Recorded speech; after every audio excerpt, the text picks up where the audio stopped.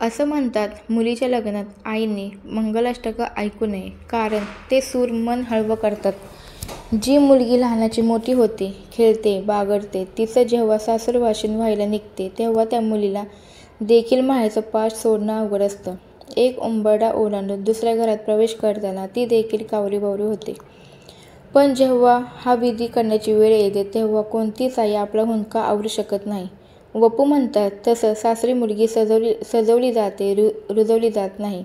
हे लिहिण्याचं कारण म्हणजेच आपल्याकडे लग्नात विहीण म्हणण्याची पद्धत आहे. ही विहीण म्हणजे मुलीची आई. मुलाच्या आईला माझी मुलगी तुमच्या पदरात घालते, तिचा सांभाळ करावा ही केली जाणारी विनंती म्हणजेच विहीण.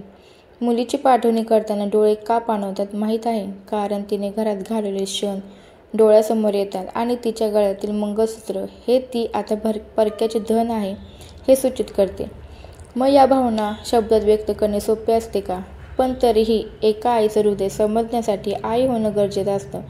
म्हणूनच तर वपू म्हणतात, भावना व्यक्त करायला शेवटी शब्द कमी पडतात हे खरे. एका डोळ्यात आनंद तर दुसऱ्या डोळ्यात मुलीचा विरह असून देखील विहीणबाईंना विनंती करते ती या गीतातून. ओटी घातली मुलगी, विहीणबाई, सांभाळ करावा हीच विनंती पायी. एका ठराविक वयानंतर आई मुलीची मैत्री होते. तिला जन्म देताना ज्या कळा सोसाव्या लागतात त्याही ती सोसते, कारण ही मुलगी म्हणजेच ती तिच्या स्वतःला बघत असते. काळजाचा तुकडा जेव्हा सासरी पाठवायचा असतो तेव्हा मन गलबलते. तो घालवलेला कोणताही क्षण परत येत नसतो. आई आणि मुलीच्या त्या सहवासाची किंमत होऊ शकत नसते. पण असं आहे ना, तुम्ही आई म्हणून मुलीला कितीही जीव लावला तरीही एक दिवस तो पाठवण्याचा क्षण येतोच. अमाप सुख देऊन जाणारी मुलगी विहीणबाईंच्या पदरात घालताना त्या आईची अपेक्षा इतकीच असते.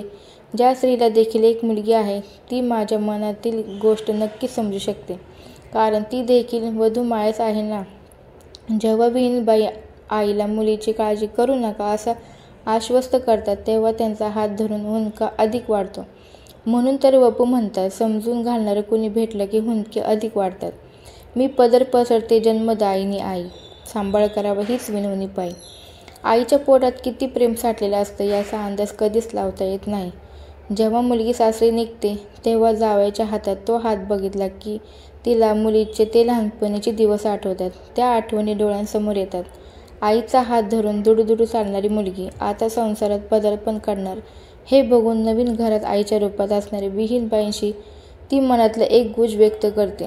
बघा, वपू म्हणतात, ओढ काय असते ते जीव लावल्याशिवाय कळत नाही. मुलगी म्हणजे त्यांची सून हे किती प्रेमळ आहे हे आईला माहीत असतं, पण त्यापेक्षा माहेरी लाडाकोडात वाढलेली असल्यामुळे तिला आता माझी आठवण कधीही झाली तरी तुम्ही माझ्या जागी राहून प्रेम द्यावं ही विनंती आई करते. तुम्हीच यापुढे तिजसी माझ्या ठाई, सांभाळ करावं हीच विनवणी पायी.